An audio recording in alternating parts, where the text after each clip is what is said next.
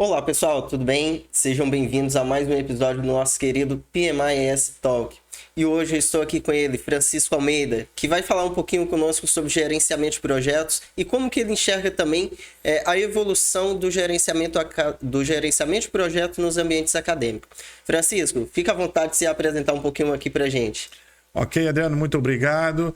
É um prazer estar aqui participando, desse podcast com você. Uma pessoa que eu tive a oportunidade de conhecer, num dos talks do PMI, lá na Universidade de Vila Velha, no Highline. E de cara, já passei a lhe admirar pelo seu excelente trabalho.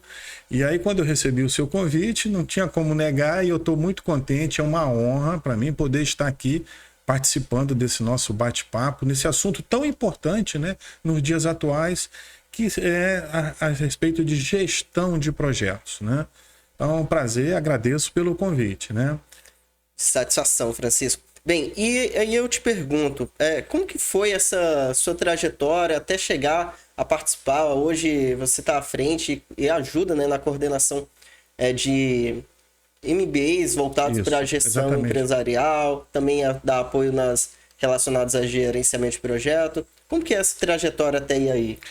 Eu sou militar aposentado do Exército, tenente-coronel do Exército, Então, eu me aposentei, já tem uns 15 anos.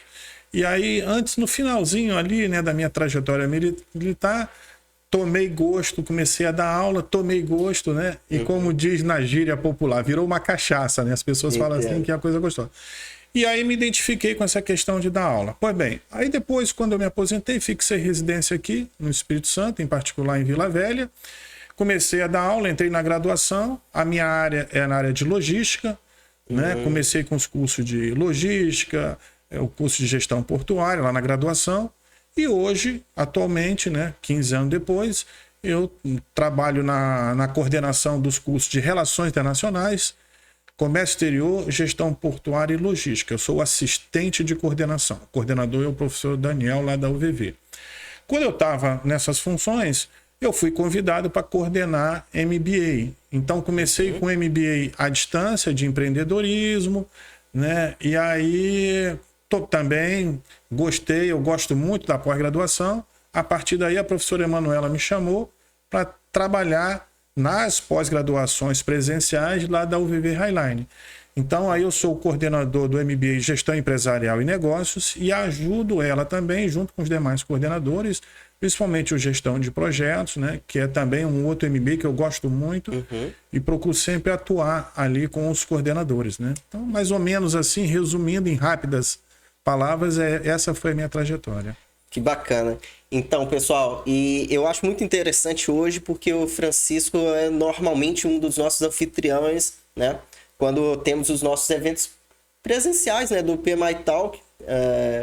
Agradecemos mais uma vez, Francisco. Sempre nos recebe tão bem. E nisso, como que você tem visto, estando no meio acadêmico, como que você tem visto essa evolução do gerenciamento de projeto? Como ele tem sido tratado dentro do ambiente acadêmico? O que você sente que tem evoluído aí nos últimos anos? Digamos assim, a gestão de projeto, o gerenciamento de projeto é uma área que vem crescendo bastante. Principalmente, eu vou fazer aí um retorno aí, um flashback aí. Então, aconteceu a partir do momento que o Brasil, lá com o Plano Real, passamos a ter índice de inflação. Voltamos bastante aí. Então, o país começou a atingir níveis de inflação, de país de primeiro mundo, ou seja, aí o país começou, peraí, nós precisamos, digamos assim, buscar novas áreas, conhecimentos que tornassem as empresas eficientes, porque na realidade é isso que acontece nos países do primeiro mundo, Então, várias iniciativas na área de conhecimento foram tomadas visando essa questão. Então, melhorar a eficiência, otimizar os processos.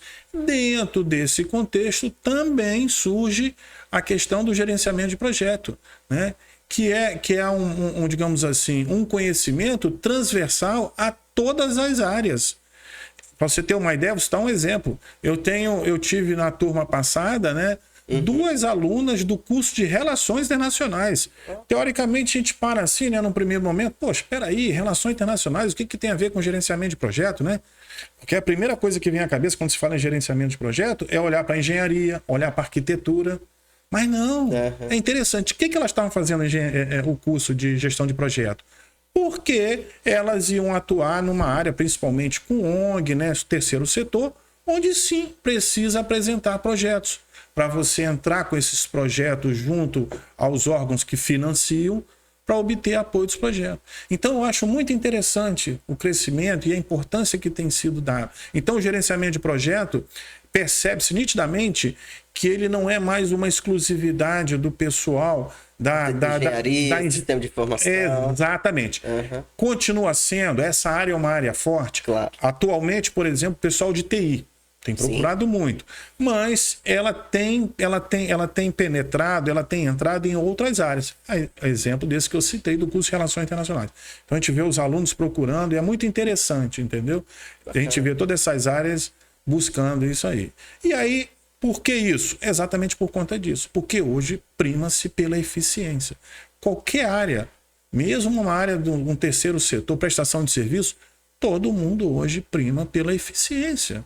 Sim, eu brinco, né? Quando a gente começa a estudar, meu Deus, eu acho que o primeiro contato meu com gerenciamento de projetos é em 2016. Não é tão antigo assim, não. Mas, digamos assim, quando você começa a estudar e entender, você começa a enxergar projeto em tudo. Exatamente. E não só no ambiente profissional. É tudo que você vai conversar. Tem vezes que há algum ponto que eu estou tratando, às vezes, com a minha esposa. Ela, Adriano, isso não é um projeto. Olha, na verdade é um projeto, sim. Mas para não tentar aquela questão de frieza ou alguma coisa, ou tentar ser muito analítico, né? Mas bacana, Francisco. E aí isso que um ponto que eu gostaria de puxar, recentemente lá, inclusive, teve o evento PMI Talk direcionado para o agronegócio, né? Exatamente. O que acontece? O PMI, nós temos feito uma parceria muito saudável e tudo. A UVV, a Universidade de Vila Velha, né, em especial a UVV Highline, né, ela tem apoiado, né, esses encontros, esses tal que você participa, né, você já participou lá com a gente lá, né? E aí que são esses encontros. Esses encontros são encontros temáticos, né? Então você tem lá você tem um talk falando, acho que esse que você participou foi do agronegócio, né? Esse teve agora o do agronegócio, de ciências e dados, né? Exatamente. Vai ter agora o de RH, né, de recursos humanos, né? Então são encontros promovidos pelo PMI, né, de Vitória, para mostrar exatamente a importância do projeto nessas áreas. E voltando à colocação que você fez anterior, fazendo referência à sua esposa, né? Na realidade, você está coberto de razão. O projeto, a gestão do projeto sempre existiu. E a primeira célula, né, digamos assim, onde a gente viu isso daí, né? Só que não se deu conta. A gestão familiar, você pegar, sentar, quer seja você com a sua esposa, quer seja você sozinho, enfim, fazer a gestão familiar. E stakeholders ultra exigentes. Exatamente, stakeholders muito exigentes. Então você tem que ter um planejamento. O primeiro planejamento, quanto eu ganho? Eu não posso gastar mais do que eu ganho. Eu não posso gastar mais do que eu ganho. Então a gente não vai daquele planejamento. Né? Tantos por cento eu vou tirar para guardar na poupança, aplicar, aqui é para lazer, aqui é para isso. Então, a gente já faz gestão de projetos, né, sem se dar conta, entendeu? Né? Então, ela, como eu falei, ela permeia todas as áreas, né? Inclusive essa muito bem citada, que é qual é a primeira célula, né, digamos assim, da sociedade? A família, começa ali. Essa célula foi... Então é isso aí. Então é uma área muito interessante. Não, e é aquela questão, né? Dentro disso, né? Sem a gente distanciar do aspecto acadêmico, né? Hoje, eu enxergo que, por exemplo, até quando a pessoa decide fazer uma pós-graduação, decide fazer um MBA, a forma mais correta é ela enxergar aquilo também como um projeto. E faz todo sentido. O PMBOK está falando, né? Vai ter estão querendo incrementar, né? Antes o projeto era tido como um esforço temporário para um resultado único. Agora vai se tornar algo do tipo um esforço temporário para um resultado único, que entregue valor. Aí quando eu vejo isso eu olho para uma graduação, para uma pós-graduação, a melhor maneira da pessoa talvez interpretar isso em sua vida é olhar também como sendo um projeto pessoal, né? Exato. E é o que eu falo para os meus alunos. Eu digo para eles, né? Eu digo, por exemplo, quando chega na formatura, né? Eu sou escolhido, às vezes, ali para ser paraninfo, e faz parte das minhas palavras, do discurso, eu digo para eles, né? Para eles, eu valorizo a presença dos pais, no meu discurso eu cito, obrigado e tudo, e falo para eles, né? Olha só, foram os pais, aqui estão as pessoas que apoiaram vocês. E eu falo também essa questão. A faculdade, né, o nível superior que um filho faz, ali está envolvido o projeto, ali está um projeto de família. Por quê? Porque envolve a família apoiando. O que é? Parceria, integração. É o que o projeto faz, são as etapas do projeto. Comunicação. É o que o projeto faz. Então não é isso? A família não está ali apoiando ali. Então também tá aí, digamos, práticas ligadas à gestão de projeto. Na graduação também, muito importante. Vou fazer uma pós-graduação, vou fazer um mestrado, vou fazer um doutorado. Tudo isso aí envolve gestão de projetos. Perfeito, perfeito.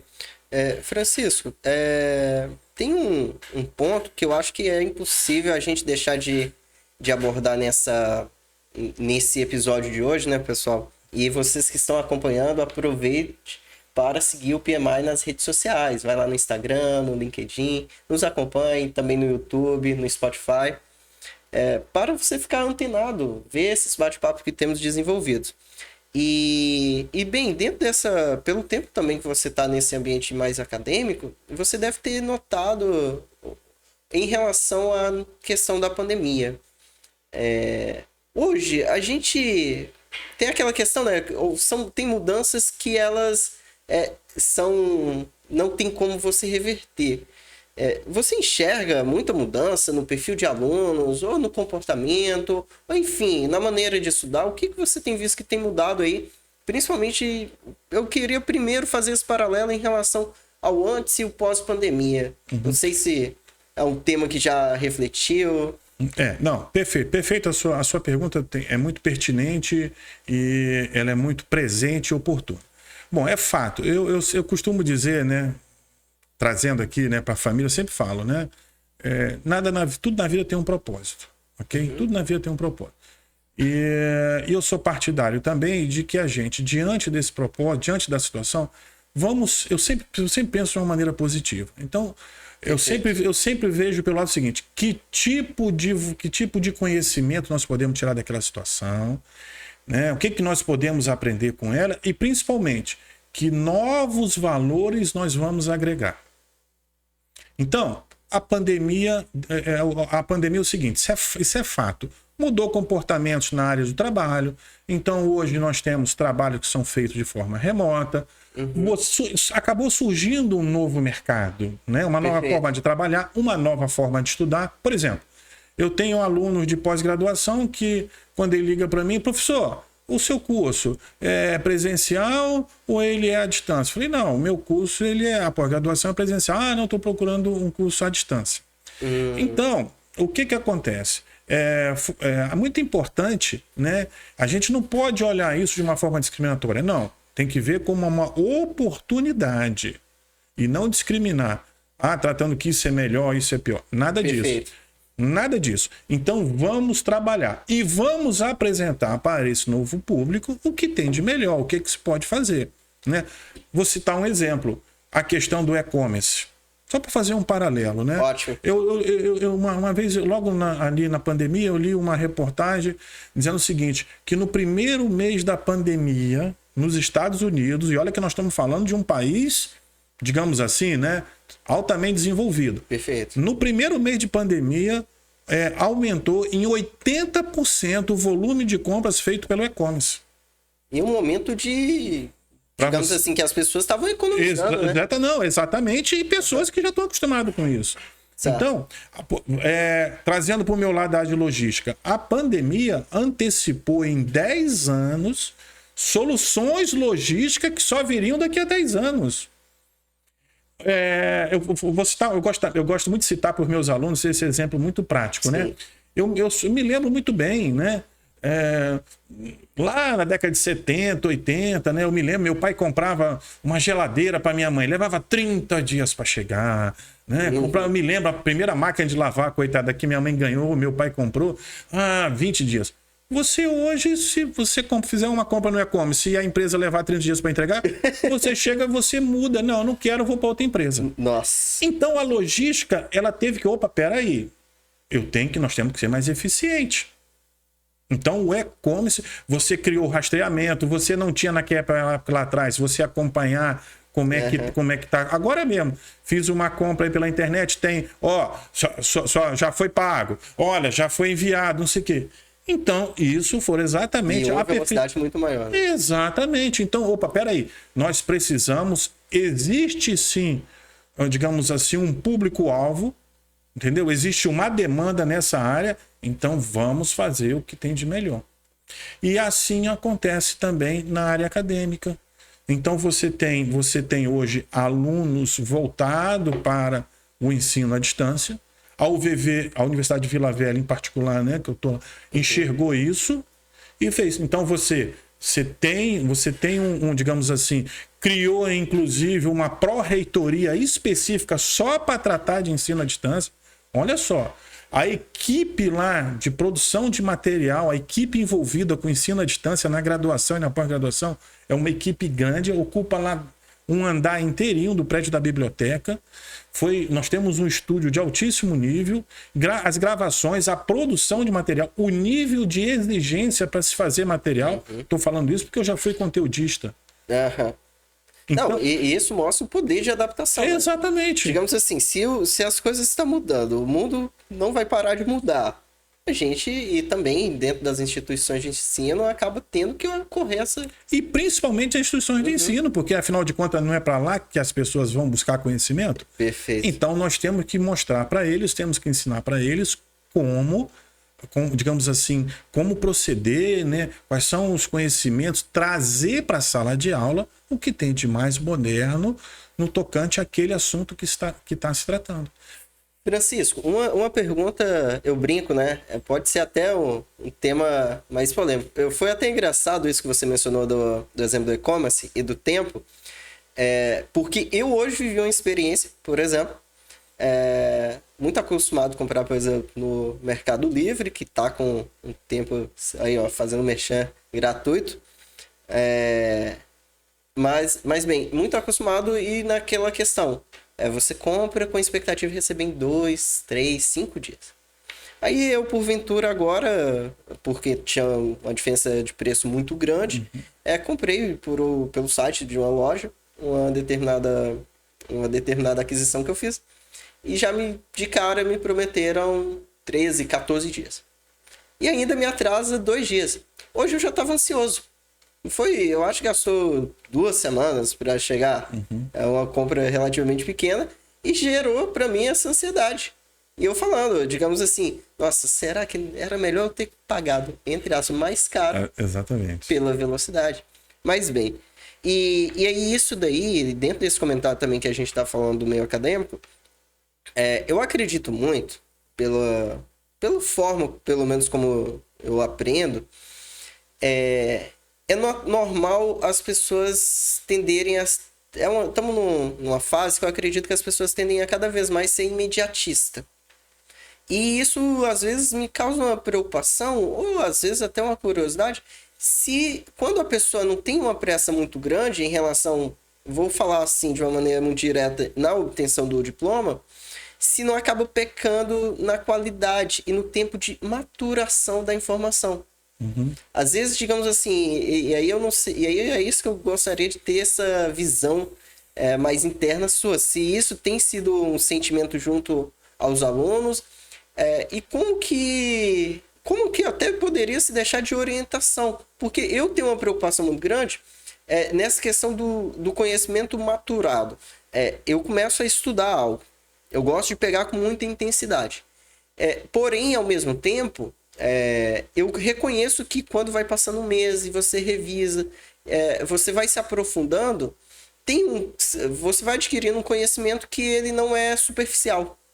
E que ele não é algo que você vai esquecer uma semana, 2 semanas depois. Você tem sentido esse sentimento de imediatismo também nas pessoas, nos alunos? Tem, né? Não só eu, como, né, os nossos professores e tudo. Aí vamos lá. Aí eu gosto sempre de tentar buscar a origem dos fatos, né? Fazer uma contextualização. Eu sempre gosto muito disso, né? Vamos lá. Então isso faz parte de um perfil de uma geração. Que geração? E aqui eu não estou fazendo juízo de valor, estou apenas fazendo... são fatos, né? Trazendo à tona aqui, né? Fatos.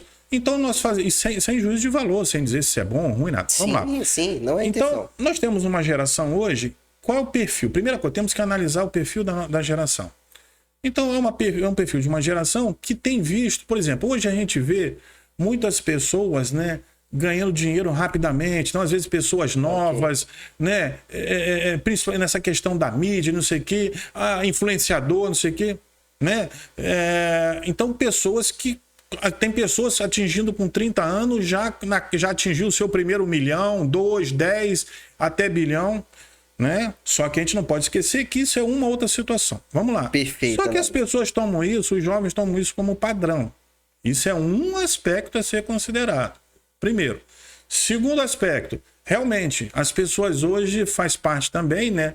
De uma maneira geral, não vou dizer que seja uma exclusividade do jovem, mas vamos lá. As pessoas hoje, o seu dia a dia, o dia hoje, eu sinto na própria pele, para mim parece que eu precisaria de 48 horas. Quer ver uma demanda que eu tenho muito? Eu como professor, e não só pelo fato de eu ser professor, eu gosto de estar sempre mantendo informado. Ok. Então, eu fico agoniado que eu não consigo acompanhar todas as notícias, né, do jeito que eu gostaria. Então olha só. Então vai colocando isso lá no liquidificador para depois bater como se fosse uma vitamina. Então você tem isso. As pessoas hoje, se você botar uma mensagem de voz de durar mais de 30 segundos, nossa, você está entendendo? Então, começa por isso aí. As pessoas assistindo o vídeo na velocidade 2, 3, 4, 5. Então começa isso. Então, isso faz parte do perfil hoje da sociedade de uma maneira geral. E repito, não é uma exclusividade só dos jovens, tá? Então, é natural que essa digamos assim, essa busca por resultados imediatos se reflita em todas as áreas. E a área acadêmica não é diferente. Então, o jovem vai para ali, nossa senhora, uma pós-graduação de 1 ano, parece que é uma eternidade. Mal sabe ele que passa num piscar de olhos. Verdade. Né? A gente lá... por exemplo, nos cursos que eu trabalho, né, ali, Relações Internacionais, Gestão Portuária, Logística e Comércio Exterior, e vejo também outros professores, né, a gente procura mostrar para o aluno a importância, como você muito bem falou, de se conhecer. Todo conhecimento ele é importante. Por exemplo, eu aprendi lá nos meus ensino médio, não sei o quê, raiz quadrada, decorada. Pô, mas para que eu vou usar raiz quadrada? Sim. Hoje, eu posso não usar a raiz quadrada propriamente dita. Raiz quadrada de 36, não.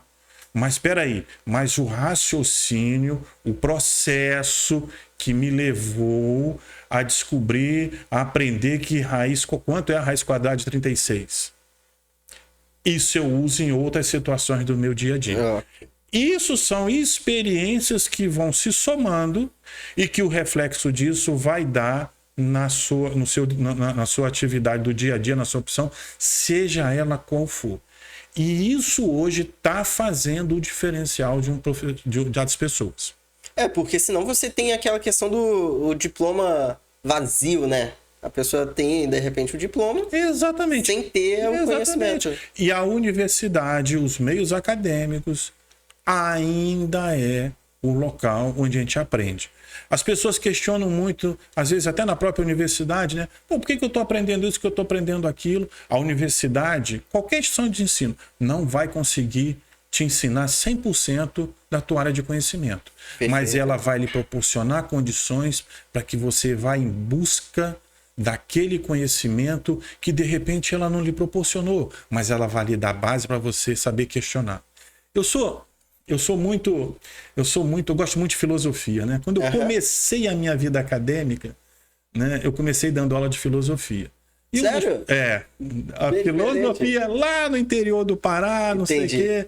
Aí não tinha, né? Eu não tinha professor de filosofia.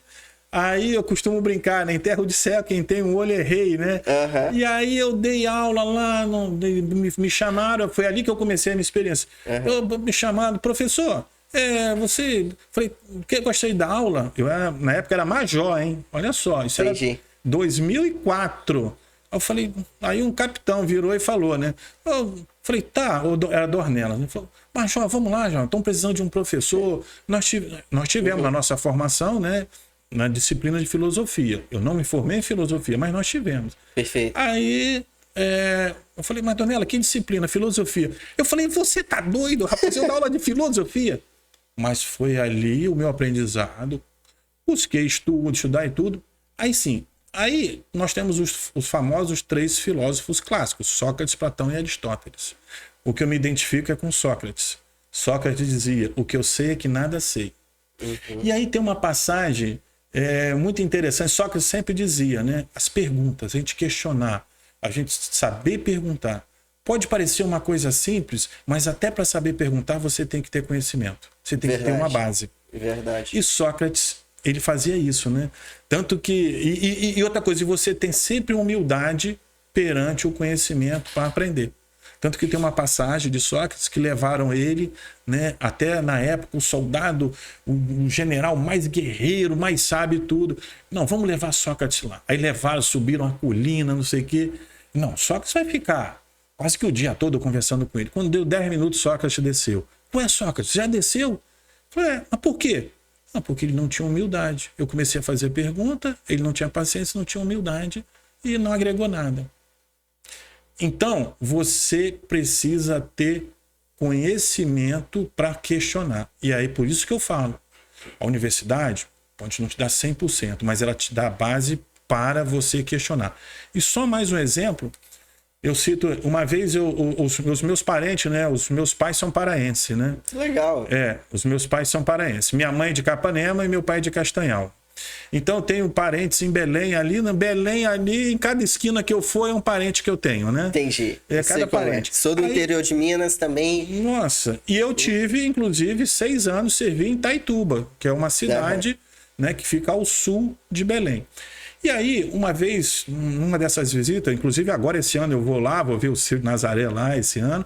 Numa dessas idas minhas a Belém, eu me deparei, estava lá, fui visitar um primo meu e ele estava fazendo doutorado em nanotecnologia. O que eu sei de nanotecnologia? Mas eu fiquei conversando com ele 2 horas sobre nanotecnologia. Mas o que me fez conversar com ele 2 horas? Foi o conhecimento em si, propriamente dito? Não. Foi a base que eu tinha, uma cultura geral, que a universidade sim me deu, não só específica da minha área de conhecimento, mas essa base me permitiu que eu soubesse fazer as perguntas para ele. E a partir daí começou uma troca. É aquela questão de desenvolver a capacidade do aprendizado. Exatamente. Eu acho que isso aí muda tudo, né? Exatamente. Às vezes a gente... Nossa, mas tal pessoa tem uma facilidade para aprender ou para mais voltado para uma área ou mais voltado para outra. Mas aí que tá, quando você desenvolve isso que você tá falando muito bem, que eu normalmente eu chamo de capacidade de aprendizado. Se você desenvolve a sua capacidade de aprendizado... sabe onde que eu ouvia muito isso? Eu dava aula particular. Normalmente, igual eu que vou contar um caso, né? Mas é porque isso me lembrou. Dava aula particular, normalmente de cálculo, física, fazia graduação, e a forma que eu tinha naquela época de tirar uma renda, fora da questão de estágio, era justamente com aulas particulares.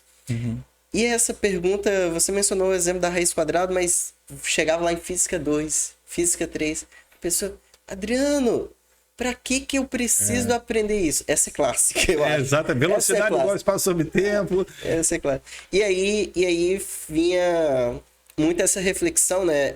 Aí eu penso hoje muito, digamos assim, o que me ajudou eu ter aprendido? Primeiro, me possibilitou dar aula daquele tema. Já um ponto. Mas além disso, o desafio que você, digamos assim, proporciona a sua mente, te leva a ela saltar de nível. Exatamente. E aí você começa a ter essa capacidade de ser mais analítico, de ser crítico, de questionar. E eu achei também muito bem colocada a questão de ter a humildade. Sim. A humildade de aprender. Eu lembro uma professora minha de matemática no ensino médio, ela falava, né? Que ela pensava, né? Que quando ela estava no ensino médio, que ela sabia muito de matemática. E quando ela chegou na faculdade, ela descobriu que não sabia nada. Uhum. É um choque clássico também.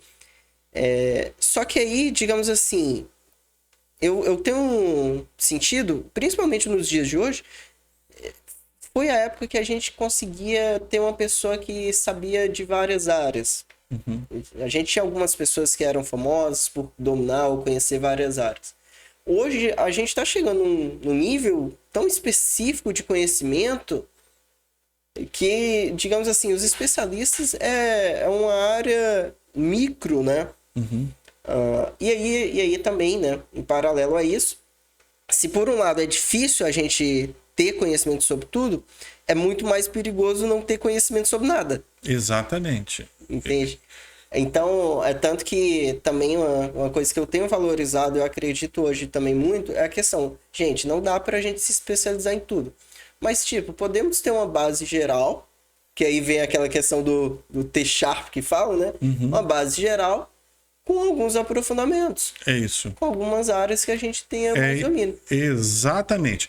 A pessoa, ela ter uma visão holística. Perfeito. Então, é o que eu falo sempre em logística com meus alunos, né? Quando eu falo lá em cadeia logística integrada, supply chain management, né? Gestão da cadeia logística, eu sempre falo, eu digo lá, à esquerda a matéria-prima, à direita é o consumidor, o produto na prateleira. Nesse meio, aí eu sempre faço essa comparação. Imagine uma corrente com elos. O primeiro elo da esquerda é a matéria-prima. O último elo da direita é o produto pronto na prateleira. No meio, os diversos elos, né, são, digamos, os outros atores. Fabricante, transportador, a indústria que vai transformar aquela matéria-prima em bem. Então, eu digo, na logística é muito importante a gente ter essa visão holística. Fazendo um paralelo com o que você falou, nessa questão do conhecimento, o conhecimento geral ele é fundamental. E aí você tem aquela área específica ali. Entendeu? Porque hoje a demanda, eu conversando com pessoas, né? E aí a importância do gestão de projeto, que o gestão de projeto ele pega tudo isso aí, né? Você tem a gestão de risco, você tem a gestão de comunicação, né? Você tem tudo. Então, ele te dá essa visão. Por isso que ele é tão procurado e por isso que dá tão certo, né? Quando as pessoas se valem desse método, né? E é uma área que tem sido muito procurada, né? Então, é muito importante que você tenha essa... Porque hoje, qual é a maior demanda? Voltando ao que eu falei, que as pessoas me procuram. É uma pessoa... Eles sentem carente de uma pessoa com essa visão. E essa visão está muito ligada aos gestores. Então, ela é muito importante. A visão específica, o conhecimento específico, ele é importante. Claro, ninguém nega isso. Mas vamos lá, tá legal. E você pegar e fazer a gestão disso tudo. Sim. Então hoje existe uma carência, as pessoas procuram comigo o tipo de perfil que querem e tudo. Isso era uma curiosidade, né? Isso aí você está falando já de empresas, né? Sim. Procurando. Sim. Que realmente, né? Tem sido. Recentemente eu recorri a alguns cursos de engenharia por conta de localizar profissionais com conhecimento da área.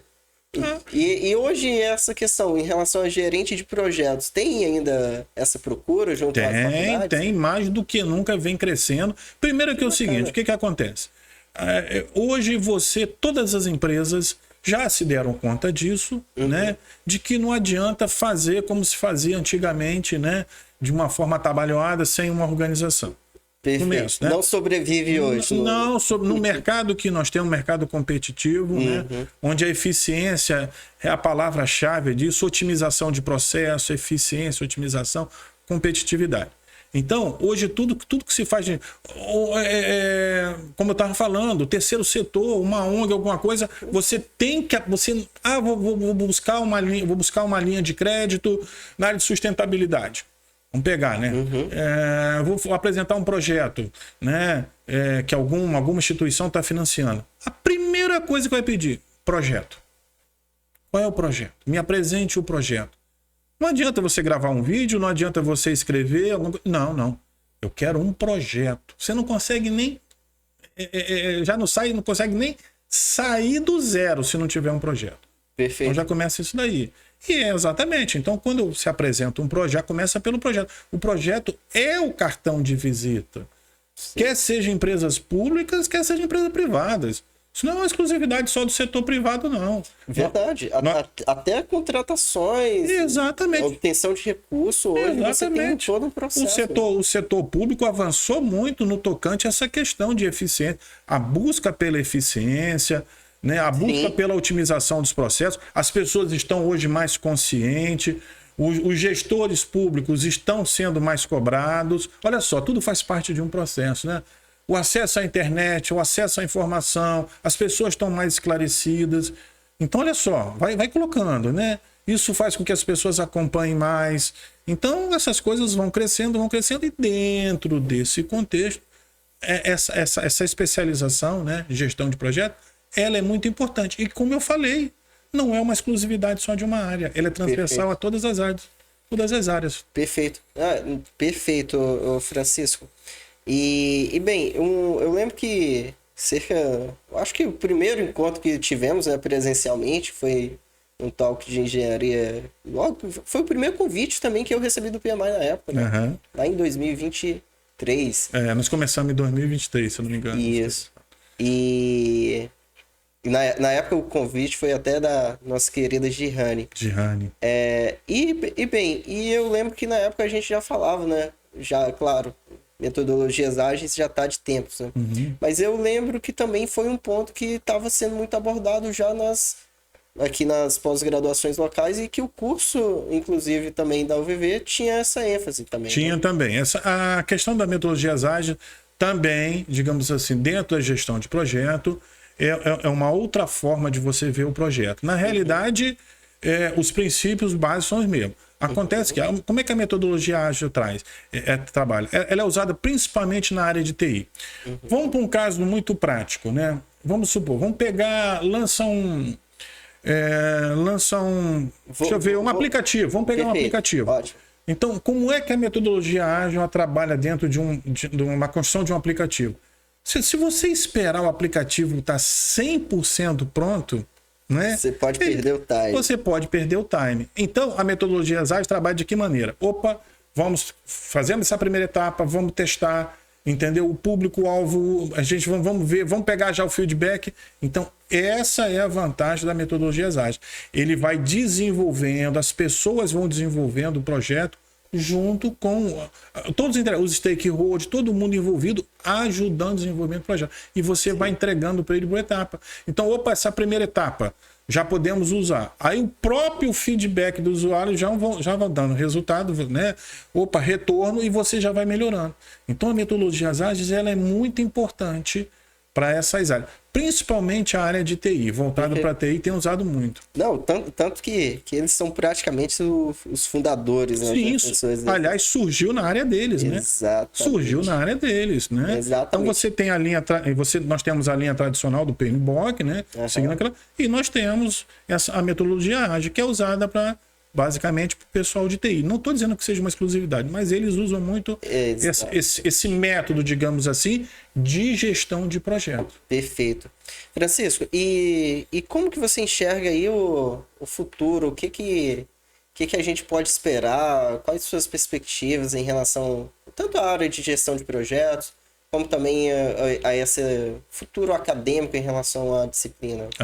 Olha só, como eu falei, né, eu já estou aí somando lá no Pará, aqui no Espírito Santo, já vão aí praticamente 21 anos de docência no nível superior. Uhum. É fato, isso é nítido e claro, tão cristalino quanto água, da importância da busca pelo conhecimento. Perfeito. Por mais que, aí eu vou fazer aquele resgate, né, que hoje o perfil do jovem é ser mais imediatista, tá? Tentar queimar a etapa, mas hoje a busca pela experiência, isso é fato, eu tenho recebido, as pessoas mandam para mim, né, cada vez mais o aperfeiçoamento e a qualificação da pessoa.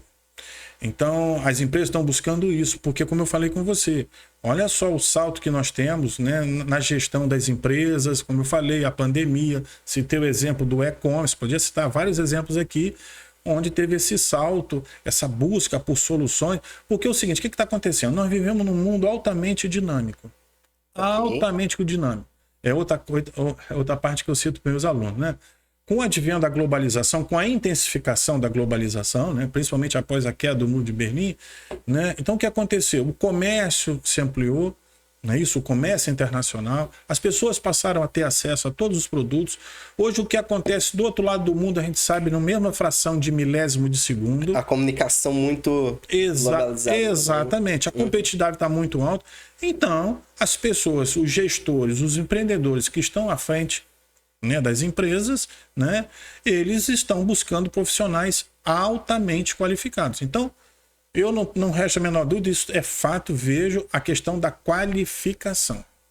Isso é importante, mais do que nunca isso é importantíssimo. A busca pelo conhecimento, a questão da experiência que isso vai te proporcionar, entendeu? Sim. É muito importante também a experiência da pessoa, a vivência nela. Então são áreas. Isso daí, a parte de gestão, principalmente você lidar, gestores, líderes, tratar com pessoas, relacionamento interpessoal, entendeu? Clima corporativo, porque nós não devemos esquecer o seguinte, na década de 90, com o boom da informática, né, as coisas, tecnologia, né, as pessoas acharam que as máquinas iam substituir os homens e iam dar as soluções de problemas. Depois se deram conta de que não. De que o homem, e aí eu falo homem não no sentido só de homem, humanidade, sim, tá? Deixar sim, bem claro aqui, tô falando homem no sentido de humanidade. Se deram conta, não, peraí, olha só, a pessoa ali ainda faz, o homem ainda faz a diferença. Vou citar um exemplo. Durante muito tempo, os principais CEOs das empresas eram engenheiros. Olha que história interessante. Por que os engenheiros? Por causa do raciocínio lógico. Nós sabemos, eu já dei aula na engenharia civil, né? Dei aula lá, construção sustentável, durante muito tempo, né? Então, tenho uma convivência muito com o pessoal de engenharia. Raciocínio lógico. Matemático, tá? Pode ver que a matemática é muito forte. Sim. Cálculo 1, cálculo 2, cálculo 3, física 1, física 2, física 3, matemática. Eles respiram 24 horas por dia matemática. Então, as empresas buscavam o quê? Opa, eu quero resultado. Número. Nada melhor que o engenheiro. E durante muito tempo, os CEOs das principais empresas eram engenheiros. Aí, quem era a pessoa que era preparada para ser CEO? Os administradores. E os administradores ficaram relegados a um segundo plano. Perfeito. Aí, as empresas se deram conta. Opa, peraí. Não é só número que é importante. A pessoa, o ser humano, ainda é o diferencial. O que está acontecendo? Hoje, as empresas têm buscado administradores para serem os CEOs das empresas. Não, e esse ponto que você mencionou, a gestão humana, né? Importantíssimo nos dias atuais. O que cresceu a gestão humana, o que tem crescido em valor, e é uma tendência. Sim. Eu acho que até devido a essa, pode ter aspectos geracionais, né, envolvidos, mas o que tem crescido também a gestão humana também é um absurdo. Bem, Francisco, o bate-papo tá muito bom. A gente vai chegando aqui ao fim. Muito obrigado pela sua participação. A gente conta aí, o PMI conta aí com o seu apoio em futuros eventos. E conte conosco nessa parceria e parabéns pelo trabalho que vem sendo desenvolvido. Eu acredito, acima de tudo, que essa questão da gente disseminar em um mundo que às vezes não pode ficar vislumbrado, por exemplo, por redes sociais, mas a importância da gente disseminar essa questão da busca por aprendizado, por Sim. desenvolvimento pessoal, desenvolvimento profissional. Eu acredito demais nisso. Sim. Bem, Francisco, obrigado. Pessoal, forte abraço. Nos sigam nas redes sociais e até o próximo episódio. Valeu. Um abraço para todos aí e muito obrigado pela oportunidade. Obrigado, Francisco.